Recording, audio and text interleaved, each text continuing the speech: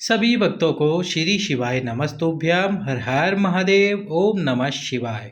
तो 23 अप्रैल 2024 को पड़ने वाली पूर्णिमा, जिस दिन हनुमान जी का जन्मोत्सव भी है, तो 23 अप्रैल 2024 में पड़ने वाली इस पूर्णिमा के उपायों का वर्णन करूंगा आपको। रोग मुक्ति, साथ ही साथ में इस पूर्णिमा आपकी मनोकामना भी होगी पूर्ण।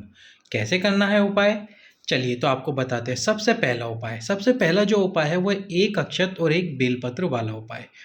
अब एक अक्षत और एक बेलपत्र आपको पूर्णिमा के दिन प्रदोष काल में, कब प्रदोष काल में करो तो ज़्यादा अच्छा रहेगा।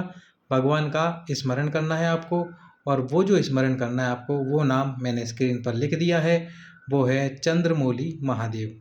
अब ये जो उपाय है वो दो तरह से है, दोनों ही मनोकामना की पूर्ति करेंगे। करना कैसे है, एक अक्षत समर्पित करो भगवान शंकर के शिवलिंग पे।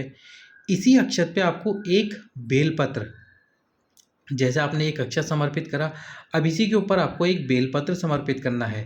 लेकिन ये जो बेलपत्र आप समर्पित करोगे ना, इसकी डंडी आपकी तरफ होनी चाहिए। इसकी डंडी आपकी तरफ हो, चंद्रमौली भगवान का स्मरण करते हुए।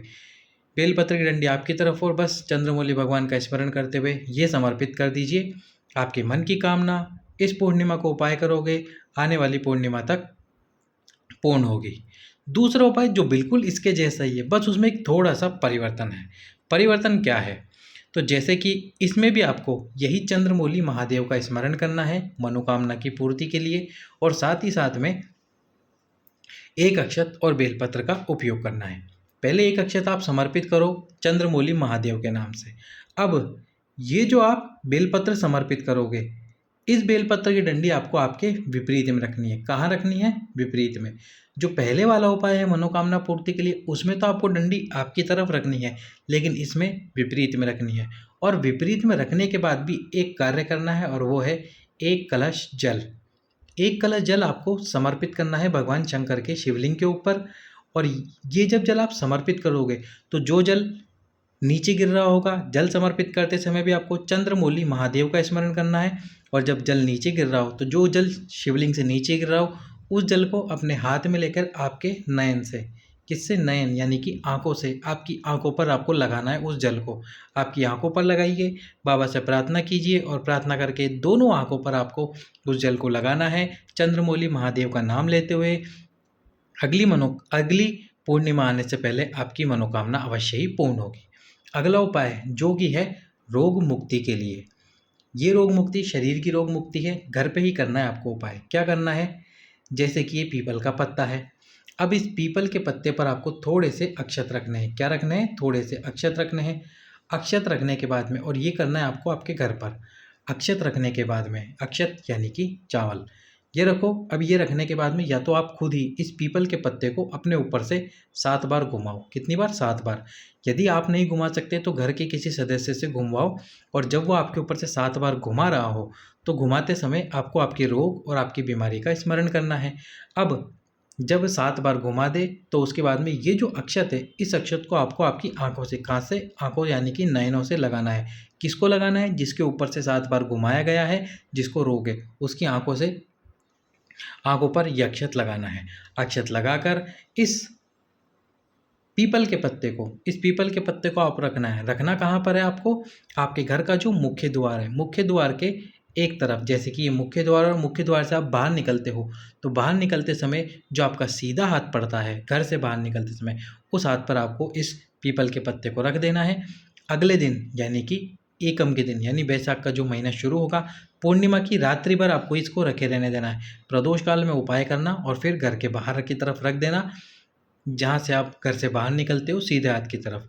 फिर अगले दिन पूरी रात्रि वहीं रखा रहेगा। अगले दिन सुबह उठकर जिसको रोग है वह इन चावलों को सूंघ कर, क्या करना है आपको, सूंघना है। इन चावलों को सूंघना है। कितनी बार सूंघना है, केवल एक बार। सूंघ कर आपको बहती हुई नदी में इसको विसर्जित कर देना है। अब आप बोलोगे भैया हमारे पास में नदी तो है नहीं, तो हम क्या करें। तो एक पात्र में, चौड़े पात्र में जल लेना।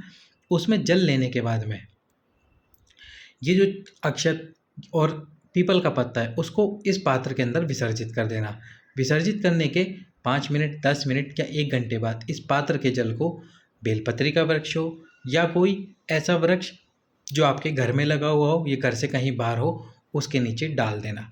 आपके शरीर का जितना भी रोग होगा, जितना भी ताप आपके शरीर में बढ़ चुका होगा या आपके शरीर में गर्मी बढ़ रही होगी जिसकी वजह से आपको कोई रोग हो रहा है, वह भी समाप्त होगा। अगला उपाय, अब अगला जो उपाय है वो है तुमरुकेश्वर महादेव वाला उपाय, जो कि है बच्चेदानी की समस्या के लिए। तुमरुकेश्वर महादेव, यदि आपके बच्चेदानी में कोई समस्या है, गर्भाशय में कोई समस्या है, तो उस बच्चेदानी की समस्या को समाप्त करने के लिए पूर्णिमा के दिन से आपको ये उपाय प्रारंभ करना है और 7 दिन लगातार करना है। क्या करना है आपको? एक सफ़ेद आंकड़े का पुष्प, सफ़ेद आंकड़े को अब तो आप पहचान ही गए होंगे, यही सफ़ेद आंकड़े का पुष्प काम में आता है बच्चेदानी से संबंधित समस्या को समाप्त करने में, और इसी सफ़ेद आंकड़े के जड़ का उपाय संतान की प्राप्ति के लिए। तो इस सफ़ेद आंकड़े के पुष्प को तुमरुकेश्वर महादेव के नाम से समर्पित कर देना है। कौन से महादेव? तुमरुकेश्वर महादेव के नाम से समर्पित करना है, और 5 मिनट बाद इस पुष्प को उठाकर बहती हुई नदी में, बहते हुए जल में विसर्जित कर देना है। नहीं हो तो जैसे मैंने आपको पहले बताया, एक पात्र में जल भरो, उसमें उस पुष्प को विसर्जित कर दो, यानी कि डाल दो। थोड़ी देर बाद में उस जल को किसी भी वृक्ष के नीचे डाल दीजिए। लेकिन ये उपाय आपको करना है लगातार 7 दिन। प्रतिदिन एक पुष्प लेना है, तुमरुकेश्वर महादेव के नाम से इस पुष्प को आपको बहते हुए जल में या किसी पात्र में जल भरकर उसमें डाल देना है। पहले शिवलिंग पे समर्पित करो और उसके बाद में इस प्रकार से इसका विसर्जन कर दो। अब इस वीडियो का पूर्णिमा का अंतिम उपाय है, और वो है यही सफ़ेद आंकड़े के पुष्प वाला उपाय। सफ़ेद आंकड़े के पुष्प वाला उपाय आपको करना कैसे है? इसमें आपको आरती उतारनी है, और आरती कौन सी उतारनी है? शीतला आरती।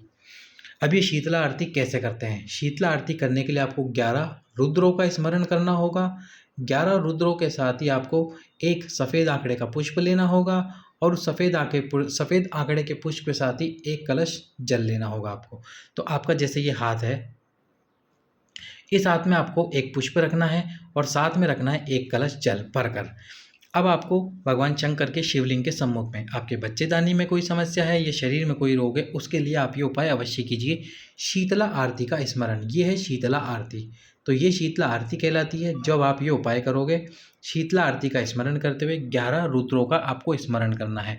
11 रुद्र का स्मरण करते हुए वो कलश और पुष्प को अपने हाथ में रख के भगवान शंकर की आरती उतारनी है। इसको बोलते हैं हम शीतला आरती। कितनी बार उतारनी है? 11 बार उतारनी है। 11 बार उतारते समय 11 रुद्रों का नाम स्मरण करना है। वो 11 रुद्र कौन से हैं, उनके नाम मैं अभी आपको बता देता हूँ। पहले नंबर पर है कपाली, पहले नंबर पर जो रुद्र है वो है कपाली। दूसरे नंबर पर जो रुद्र है उनका नाम है पिंगल। तीसरे नंबर पर भीम। चौथे नंबर पर विरूपाक्ष। 5वें नंबर पर विलोहित। 6ठे नंबर पर शास्ता। 7वें नंबर पर अस्पाद। 8वें नंबर पर अहिशु। 9वें नंबर पर शंभु। 10वें नंबर पर चंड, और 11वें नंबर पर भव। ये कुल 11 रुद्रों का स्मरण करते हुए 11 बार आपको ये आरती उतारनी है, और आरती उतारने के बाद में उस पुष्प को माता अशोक सुंदरी के स्थान पर समर्पित कर देना है, सफ़ेद आंकड़े वाले पुष्प को। और जो आपके हाथ में कलश और जल है, तो उस कलश से जल भगवान शंकर के शिवलिंग के ऊपर समर्पित कर देना है, बिल्कुल धीरे धीरे।